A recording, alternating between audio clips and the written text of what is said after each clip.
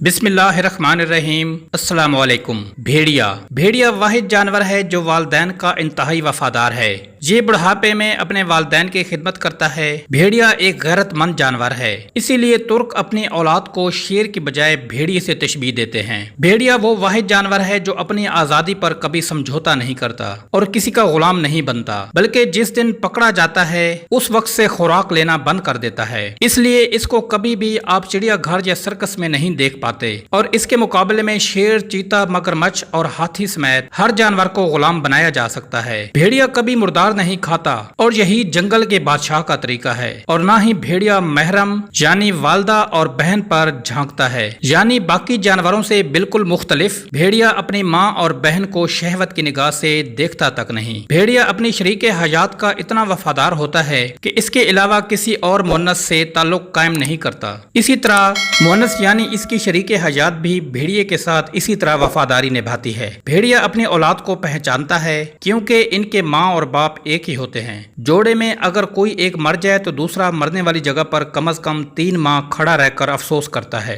भेड़िए को अरबी जबान में इब्न अल बार कहा जाता है, यानी नेक बेटा, क्योंकि जब इसके वालिदैन बूढ़े हो जाते हैं तो ये इनके लिए शिकार करता है और इनका पूरा ख्याल भी रखता है। इसीलिए तुर्क अपनी औलाद को शेर की बजाय भेड़िए से तशबीह देते हैं। इनका कहना है कि शेर जैसा खूनखार बनने से बेहतर है भेड़िए जैसा नस्ली होना।